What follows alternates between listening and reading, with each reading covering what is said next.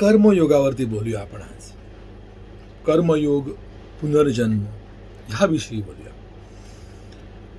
मुळामध्ये आपली जी हिंदू फिलॉसॉफी आहे ना, ही ज्या 4 स्तंभांचा आधार घेऊन उभी आहे, ते 4 स्तंभ आपण त्याविषयी बोलूया.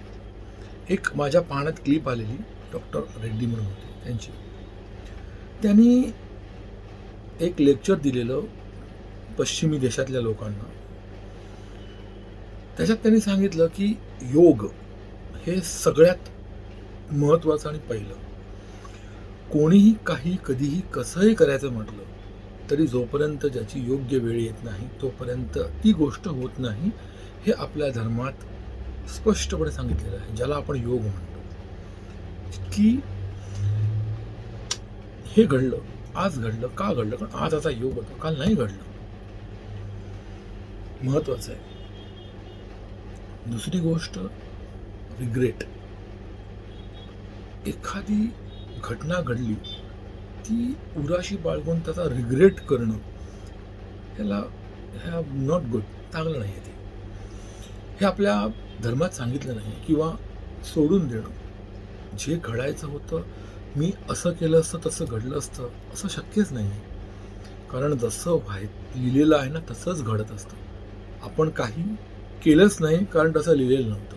त्यामुळे ती गोष्ट सोडून देणं, त्या गोष्टीचा रिग्रेट न बाळगणं हे महत्त्वाचं आहे. तिसरी गोष्ट,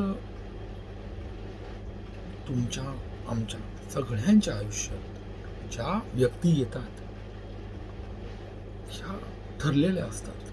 ह्याचं काहीतरी कनेक्शन असतं तुमच्याशी, या जन्मात नाही तर कुठल्या तरी मागच्या जन्मातलं, आणि म्हणूनच ती लोक तुमच्या आयुष्यात येतात. विदाऊट एनी रिझन कोणताही माणूस कोणत्याही माणसाला भेटत नाही.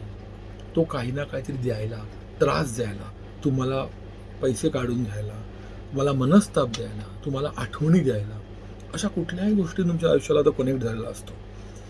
माहीत नसतं कुठून काय कनेक्शन्स असतात.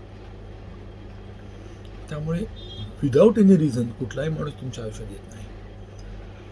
दुसरी गोष्ट आणि चौथी गोष्ट आणि शेवटची गोष्ट, की आपण जेव्हा फुल स्टॉप लावतो एखादी गोष्ट संपते, एखादी गोष्टीचा वापर, एखाद्या गोष्टीचं अस्तित्व संपतं, तेव्हा त्यासाठी त्या गोष्टीचा विचार करून पुन्हा भूतकाळात जाणं, ह्याला व्हॅल्यू नाही, याला अर्थ नाही.